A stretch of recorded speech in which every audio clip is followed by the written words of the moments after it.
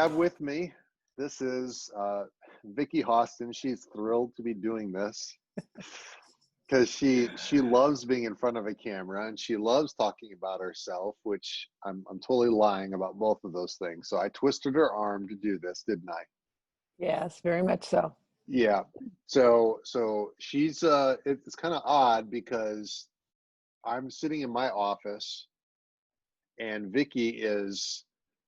That's right. Like she's pointing to the door of like where my office is, and then Vicky is like right out this door. In fact, here, let me show you how this works. Like,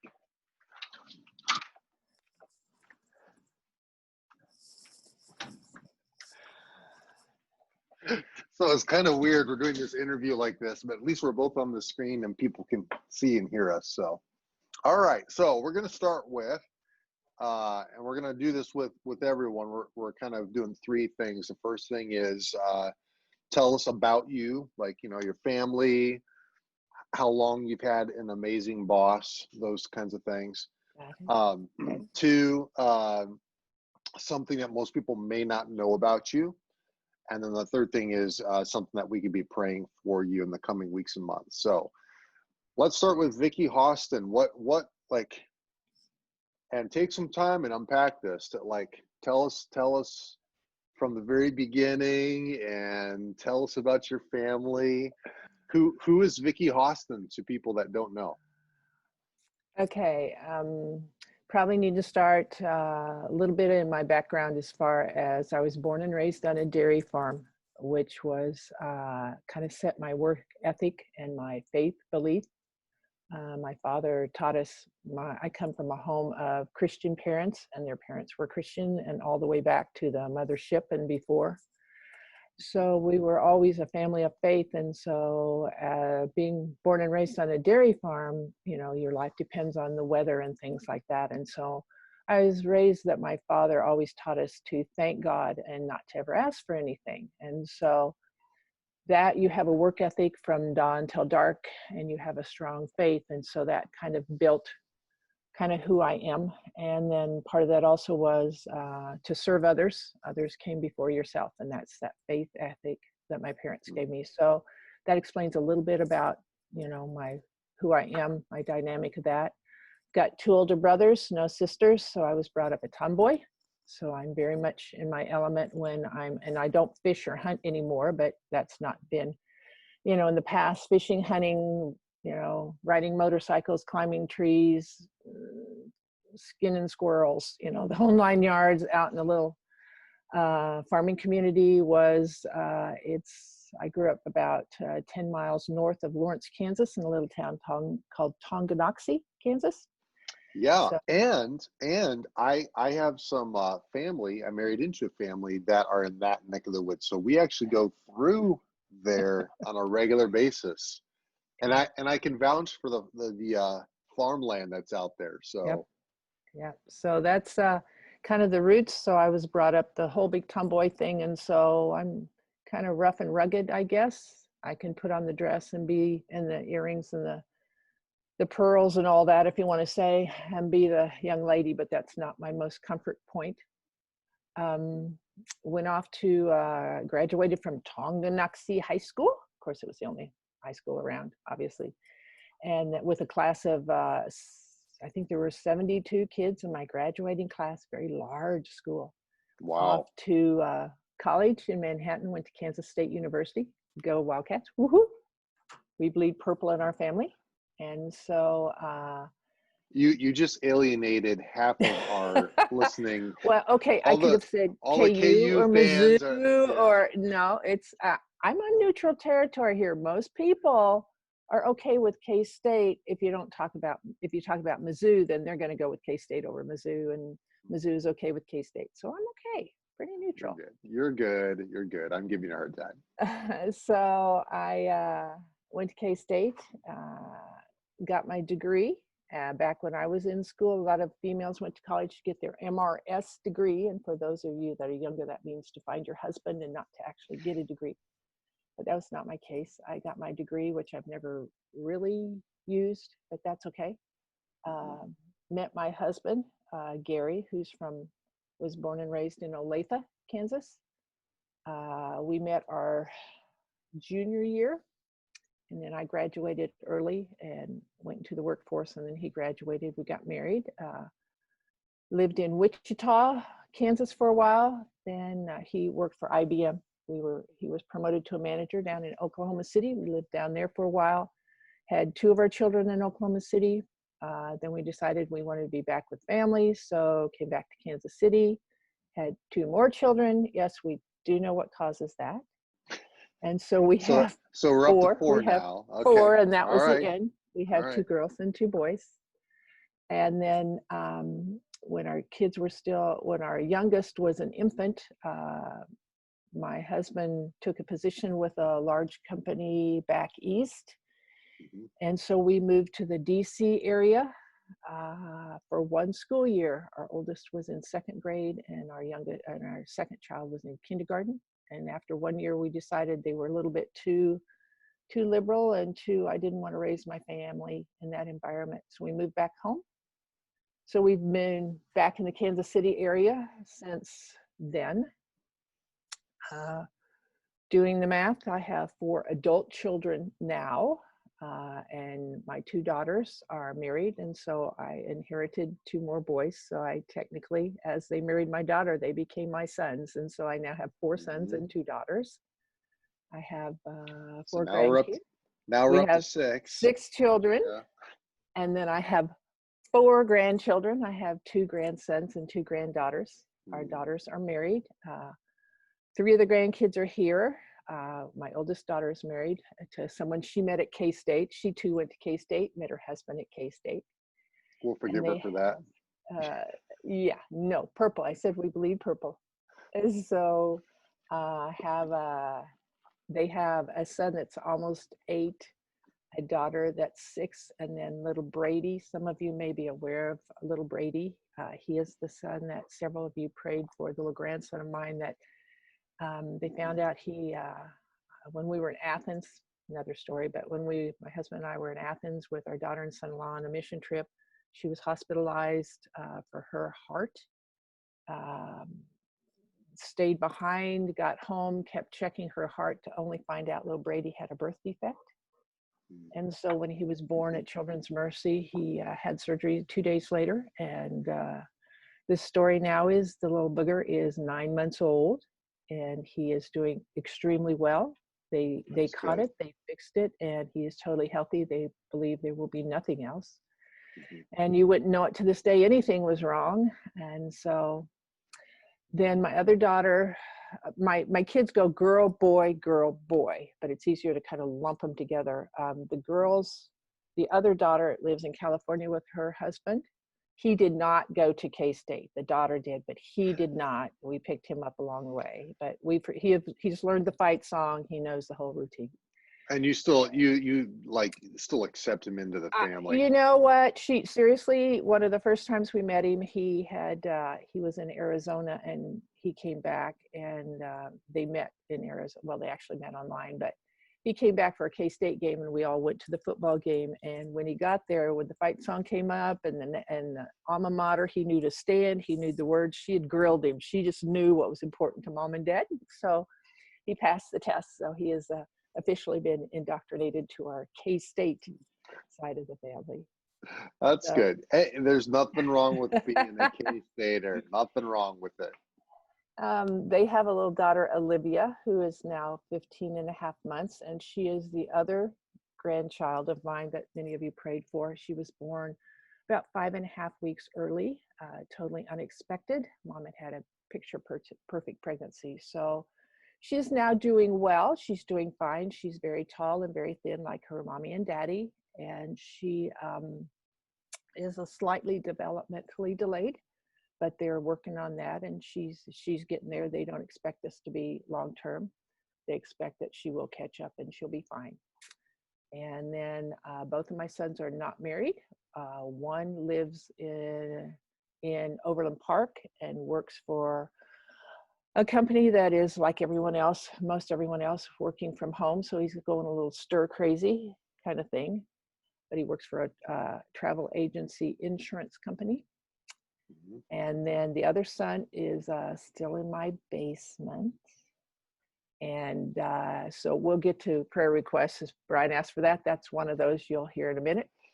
But he is currently a supervisor at Lowe's here in Liberty. And so if you see this really tall, skinny kid at Lowe's, that would be my son, kind of thing. Give him all He's, kinds of trouble. you know what? He has helped me several times. I've walked into Lowe's and I'm one of those guys that walk up to an aisle and then my mouth kind of opens and then drool starts coming out. Like I'm like, what do I need? And he's helped me several times. So And he's good at what he does. he is, and he loves working with his hands. But me personally, I'm more of the behind the scenes person. I can do this, and I have before in being the mom role and heavily involved when the kids were in school. I was president of the PTA council here in Liberty. Therefore, I had to, at convocation, I had to give one of the major speeches in front of the hundreds of teachers. I was fine with that. I just prefer not to. My giftedness is service. I want to, I always have Brian's backside kind of thing. That's how I'm wired. And for those of you Well, that I've served with, that's kind of my best sweet spot. so So, tell people how long you have been at Pleasant Valley and how you ended up here at Pleasant Valley. Just unpack that a little bit. You've um, been here for like a it's while, a while. well, Well, I was working at IBM. My husband was an IBM manager, and when he got promoted to Oklahoma City, then they had some position openings, and they persuaded me that it would be nice. And back then, IBM couples working together was more stabilized than if they didn't, because the divorce rate was very high in IBM. So I was hired by IBM, worked for them, came up here, worked for IBM a little bit, left IBM, and then we kept adding children too, because we had 2 in Oklahoma City and 2 here. So we kept adding children. And so it finally got very apparent that I was not a stay-at-home mom and I was not a homeschool mom, but I would go stir crazy if I just stayed home too. I mean, I'm a sewer and knitter and handicraft and yard work and putter and help build things. But anyway, there was an ad for a secretary here at the church. And this was back before anyone had secretaries. Only the lead or senior pastor had a secretary. No one else did. And so there was an ad for and, that. and when you say an ad, so you mean like where In where was the weekly, back then it was called in the bulletin, the PV oh Weekly, out gotcha, in the okay, an ad. connection, there was an ad for that. And it was part-time, and I thought that'd be great. I was at that point, Gary and I had our own vending machine company that I ran. And so that would work well into me going, okay. So I filled out the application and I thought, nah. Now I'd worked for IBM for 10 years. And I had a degree. I knew how to work in the business world, to put on the business suit, the tie, the stiletto heels, work all that. But I thought, no, I don't think I can work at a church. My faith's not strong enough, and those things. And so laid the application down on somewhere at home, and that was that. Well, a week later, I get a phone call, and my husband had turned in my application unknown to me. And so we ended up having an interview. There were only 2 of us that interviewed for the job. I was accepted, and 6 months later, the other lady, which is Carol McClure, who's on staff here also, got the second secretary job that was offered at PB. So with So that said, you and Carol have been like the Wonder Twin girls for for all these many years, many years. Yeah. the years you ask about, I have been in the same position. First off, I have always supported this person, that person there, no matter what the face looked like. But I've supported the worship arts, creative arts guy. I've been on staff 23 and a half, almost 24 years. God has blessed me with 3 wonderful men. Those of you who've been around a million years know those 3 men, and I have been very blessed to serve them. And And so, I did not pay Vicki to say that. So she's saying this under her own, like she's but in her right mind. you know, and it has helped because they are very 3 distinct personalities and do things very distinctly different. But all 3's heart are very big for the Lord, their family, and people, and that's kind of my deal. And so we've worked well together. I think there are times I'm sure that Brian would rather see me go home and not come back. But bottom line is, yeah, I'm not sure why I'm here. I took music lessons for 6 years, the piano, but that was starting in 1st grade, so I don't play at all. I can read notes, sort of. So my musical talent didn't get me here, and I have no technical talent. What I do know has been acquired over the years. And so this was definitely God saying, there's a reason, Vicki, I want you right here. And he has not told me, you know, it took me several years working here to realize that as an assistant, we're not just a job, we're also called to our position, because we could go in the business world and have less stress, less hours. You know, think about it, when we don't have a product here, it's only, all we have are people's lives and souls. We have a service and not a product. It's very important that customer service is impeccable. All the money we deal with every day, if it's $1.29 receipt from Brian, it's important that we justify that because it's God's money. And so there's a lot of pressure. And then knowing, I don't want to say people's secrets, but people's hearts and their hurts that they entrust you with. Yeah. It becomes definitely, you really realize you are called, and it's not just another job. You clock in and clock out because you never clock out, ever. Yeah. On the time card on the paper, you're gone, but your heart is still with, what about that family that just had that son that committed suicide? And what about that family that just had the family member in a car accident? And what about that baby that has that birth defect? And go around behind and around that family. And so it definitely is a calling. It's taken me a while to figure that out, but I am here until God decides I'm not, or Brian gives me that little pink slip on my desk because I crossed some line. But it's been quite a ride. But working with a lot of you people too has made it great. Got to know a lot of you guys. Being the shy little farm girl that hid behind her mother, holding her mother's dress at the grocery store kind of thing, I love meeting all of you and hearing your stories and how can I help you and how can I invest in your life. Is part of something I really enjoy. So I miss, this is not, and I'm not comfortable with this whole screen thing.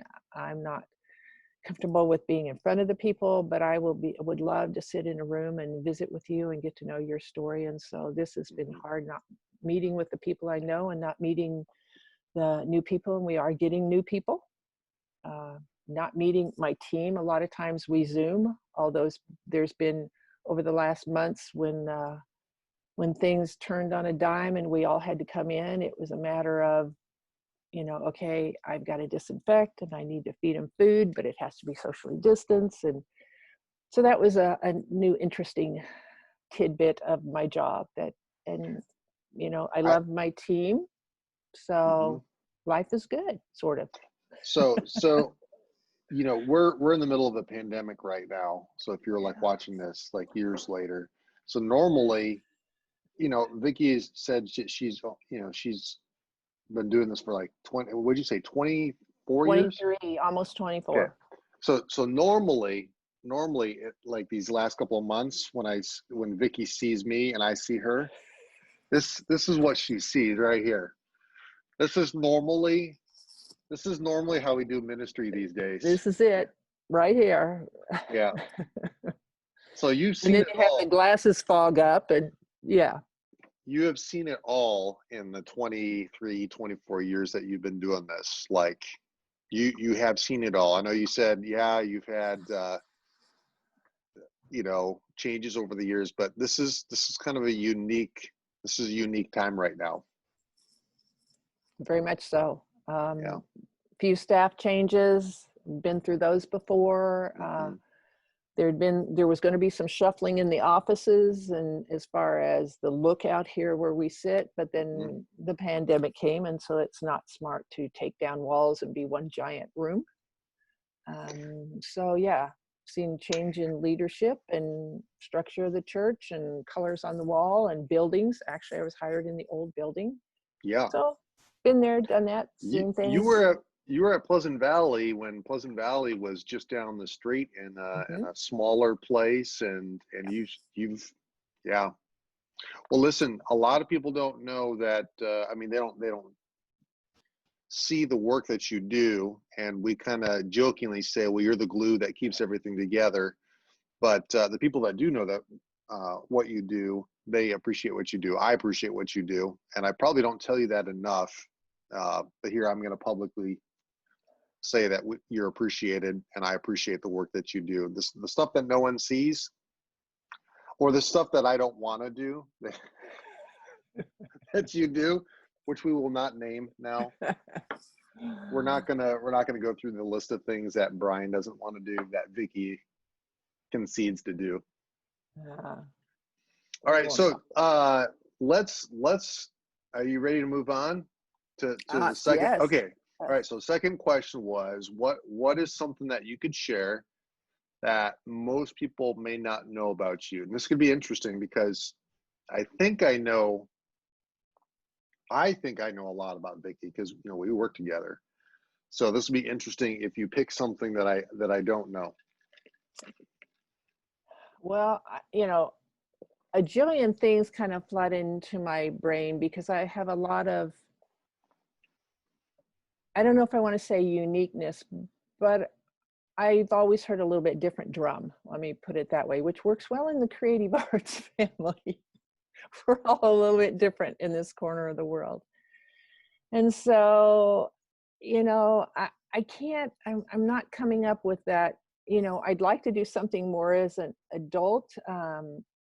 Maybe one of it is I have never felt that I was called to go on a mission trip. That wasn't in my to-do bucket, wasn't on my bucket list. I'm more of, I can drive 20 minutes and serve, and that's better. But this definitely in 18, just totally out of the blue sky, dropped down at Jerry Connor, which is right there. Jerry Connor approached me and said, "Go home, tell Gary you're going to go to Athens, Greece with us on a mission trip in October." And that was like in August or so, August probably. So I went home and told my husband, and I said, Jerry said this, isn't that funny? He said, "No, go back, tell him we're going because I've been praying on this." So that's kind of something. But as I go back, I guess some of the things that, people, which is really which has helped, I guess, helped my personality, I guess, maybe help you understand how I moved from and I mean, excruciatingly shy person to who I am today, that I am definitely a stand back and watch people, but I can stand and speak. I was in 4-H for several years. 4-H. I pledge my head to clear Head to thinking, my heart to my greater heart to greater loyalty, loyalty, my my hands to hands to larger larger service, service for and my my. health to better living for my club, I forgot my the fourth community, H. and my country. Yes. Um, Yes. I did that, but I think probably the one thing, maybe here on staff people remember, but I doubt many of the people out in this land that we're talking about right now. Being on a dairy farmer, my dad was very involved in different organizations, and June, believe it or not, is Dairy Month. It still is occasionally, but when I was growing up, it was a very big deal. And in Leavenworth County, where I grew up, and many counties across the country, they had a Dairy Princess contest. And it was just like Miss America and all that, but it wasn't, of course, that big. And you get a scholarship. And my family didn't have a lot of money. And my dad, I was the only daughter in the family. I said I had two older brothers. So my dad couldn't wait till I got old enough to be in the Dairy Princess contest. And sure enough, I was in the Leavenworth County Dairy Princess contest, and I did win. So I do have a tiara What? at home. Hey, I have a tiara. so we should start calling you Dairy No, Queen. no, no, You're no. the Dairy Queen.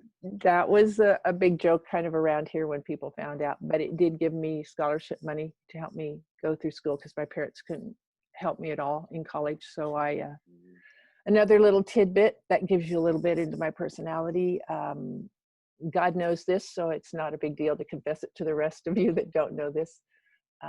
What helped put me through school, I was a barmaid. It was a job that you didn't have to have a lot of experience, and it paid not well, but the tips weren't great, but it was a great way to learn life lessons, learn who you really are when drunks would poke and proposition you. How do you deal with it?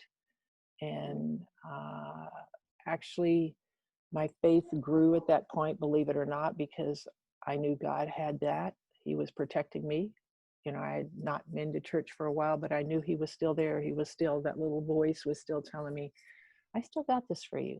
You know, I haven't forgotten who you are. And so that was kind of a defining moment for me too, to figure out who I was and who I was going to be. Was I going to be one of these, you know, drunken whatever college girls, or was I going to be a female that stood up for my rights and did what was right, kind of thing. So that may be another little tidbit people didn't know, that I was a barmaid.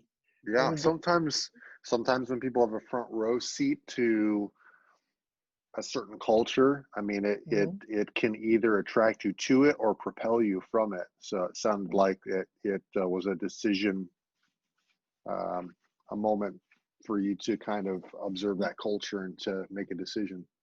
Yeah. So, yeah, I lived in a scholarship house at college. You know, that's kind of, if you have any more personal questions, you can give me, you Okay, can so Zoom me, you can Slack me, you can do me, you can email me, you can text me, yes. you can do all of those. So I've done all those now. what is a scholarship house? Is that the same thing as a fraternity house, or is that? It's similar. The scholarship house I lived in was supported by the 4-H Foundation. So it was a 4-H. You had to, one of the criteria was you had to be in 4-H Mhm. sometime. And then they do have academic standards. You had to maintain a 2.7, I believe, all the way up. And so what ours was, it's the same structure as a fraternity or a sorority, but so we had a house mother and you lived in the house, but because ours was a cooperative house and part of that was built off the 4-H, we did not have cooks. A lot of fraternities and sororities have people come in and cook and clean for them. We had duties. And so we were assigned duties. And so I was let's see, I was a Monday night cook. There were 60 girls in the house. And so I was Wow. first shift Monday night cook. And so the house mother would plan the menu, but then I would go in at 4 o'clock and start first shift or whatever. And then someone would come in and then someone would serve and that kind of thing. And so that we had duties of what we had to clean our own rooms, and we had a sleeping dorm. So we had multiple bunk beds in 2 levels and had to keep the windows open and electric blankets and snow on you and all of that. But we had to keep our rooms clean, but the bathrooms in the common area, you took turns cleaning that. And that was another duty. Answering the telephones. We didn't have cell phones back in 1912 when I was in college. We had landlines. And so we also kept, the door was not locked, but no one would enter a house door without ringing the doorbell. That was just a courtesy back then. And so we would have, someone would answer the door and say, who are you here to see? And then they would call them down. So really, you have experience being a frat girl. Yes. You have experience being barmaid. Yes. And you have experience. I see where this is all headed here, Vicki. And you have experience as a Dairy Queen. It was Dairy Princess. It was Dairy Princess. Not a queen, a princess. A Dairy Princess. and you've been on staff at a church for 23 years, serving penance because of all of those. No, no, no. It was setting me up to be a parent of my children. It was Oh, preparing me for all of the adulting things I had to do when I grew up. you've had a variety of experiences. It'll be interesting it'll be interesting to see who comes to you and asks you, so what are the ins and outs of being a barmaid? And you know what? Like I said, God knows all this. So if anybody wants to know, just let me know. I'm Oh, kind of, I'm kind of like that. If it's the deal is God knows, and that's the most important person. My husband knows. I probably didn't even talk about him. His name is Gary. We met at K-State, and we've been together. We'll be 44 years in September. We'll that's celebrate our 40th awesome. wedding anniversary. That's awesome. He was not a farm boy, but anyway. So, So, yeah. so do you? So I'm going to ask you for something that we can pray for here in a second. Do you feel like when you think back to all those different experiences that you had, compare that with being in church world for 23 years? Which which is more flavorful? Which one gave has given you the more wild ride when you think back to it? Is church world more tame than No, all those? Hmm, no. Um, I think I'm not trying to give the churchy answer because I think God gave me each of those experiences to prepare me for this. mhm, Um, Church world, don't get me wrong. I love my church. I truly have loved all my bosses, and their wives know that, so this is safe to say that kind of thing. I love my staff I work with, and far as our department staff, as well as the whole stuff. But church work can be very hard. And as I talked about, the money I work with every day and I budget with, it's not my money, it's not Brian's money. So we take it to heart very much when we're talking about, we can't find a receipt for, $1.29. That's kind of a big deal in our department. When someone comes to you and sits down in my chair and just kind of melts there, and you have to listen, and I try to be a good listener, but I'm not so much sometimes. The word grace and mercy, I joke that I don't have a lot of that. I wasn't born with that. I've had to work at that very hardly. I've had to work at that very hard. So I think all those experience, but I'm not saying it's hard to work here, but I remember being interviewed for the job, and Benny interviewed me and said, why do you want to work here? And I said, well, I think it will strengthen my faith. I think I will become a stronger Christian. And I remember he sat back in his chair and he said, oh, girl, if those of you said, oh, girl, if you're thinking that, this is not the job for you. It will make you stronger and tougher, and it will make you rely on God more. mhm, But it's not what you think. This is a tough job because it's such a heart job.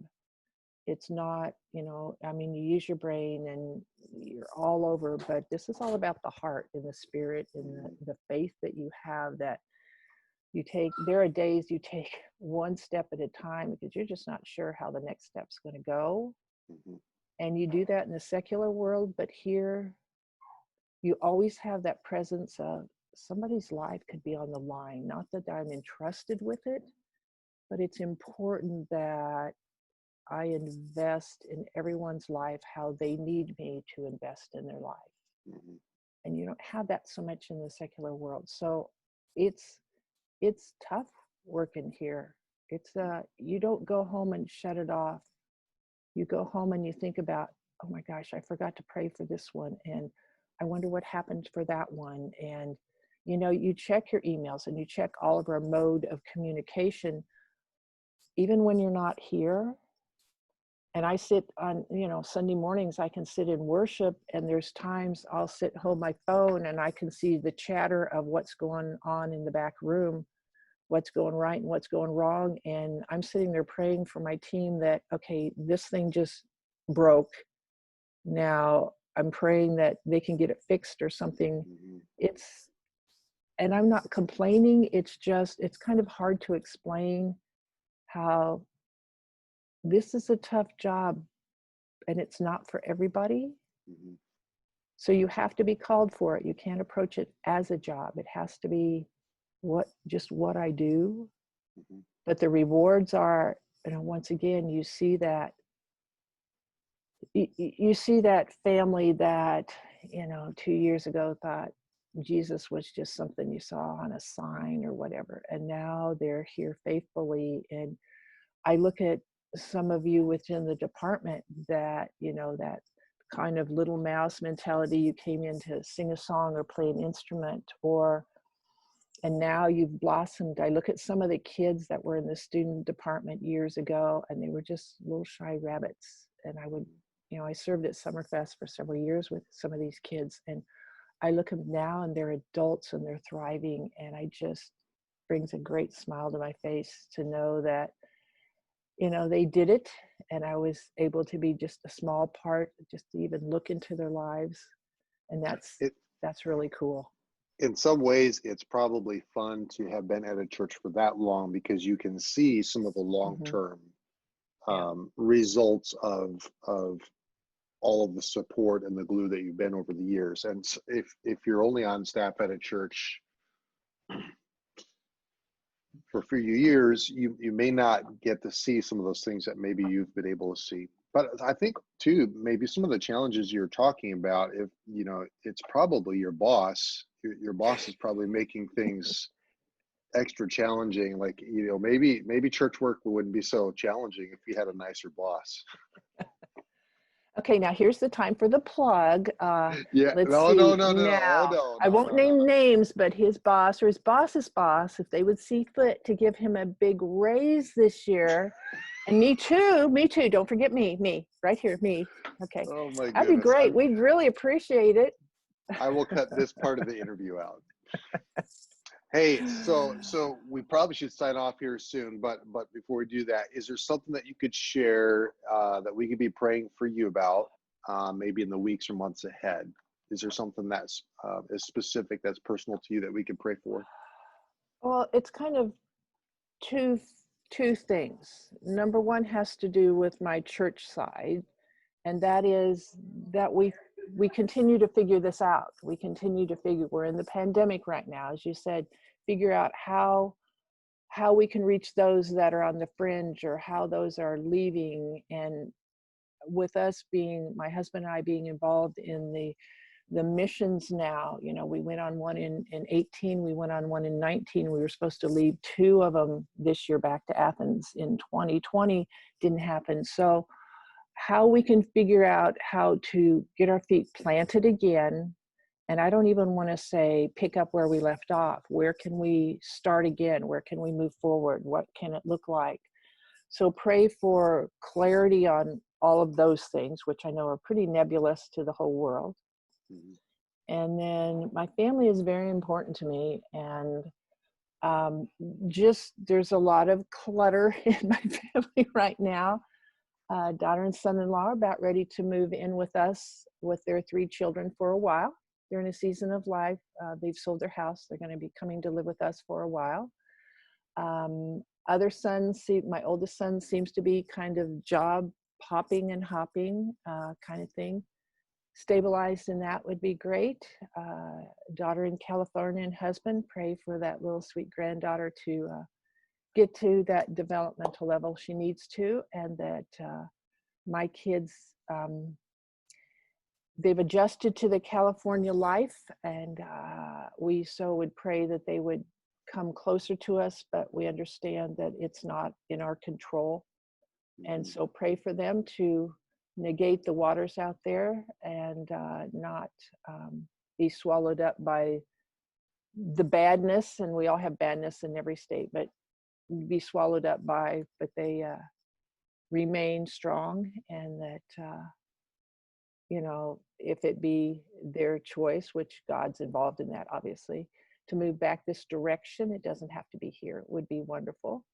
And then finally, for youngest son, that he is currently looking for a house, has been since February, that he would find that perfect home and purchase it and be ready to launch. And then both of my boys to find their life mates to make their wife would be great. And then as Gary and I enter those more senior years, that we finish well, we listen to what God's calling us to do and when to do it and how to do it. And that's involved in the church and in our own personal lives and in our families' lives. So just kind of church and family as a mesh, how those specific things, but just, and that here at the church we figure out how we're going to do this. It's been some challenging times. We've had some fun times in all of these 5 months of being apart, that our department really hasn't exactly been apart. We've all been kind of together, which is I love, but to help us figure out how to serve you guys, those of you that are listening, whether you're part of the Creative Arts family or you would like to be, or you're just investigating, or you just happened on this on wherever it's being posted and going, what in the world is this kind of thing? Check us out. By the time you see this, I may be long gone. Brian may be long gone. This is no clue or hint to anything, people. We just never know. Yeah. So I would hope that somehow me serving here has been a benefit to somebody. I guess that's my final deal, is I hope that I have served well. I hope I hear it, good and faithful servant, at that final moment, and that each of you would listen to that calling of what God's created you and called you to do, and don't be afraid to take that step. I shouldn't be here, but I am. I shouldn't have went to Athens, but I did. I was the one person that I ran with in college that wanted absolutely no children at all. God blessed me with 4 + 2, 5. And then, those things, listen well, and then take that Indiana Jones step on the whichever one that he walks the chasm, and he just takes that step of faith, that have the faith that God's going to catch you. Might not be what you want.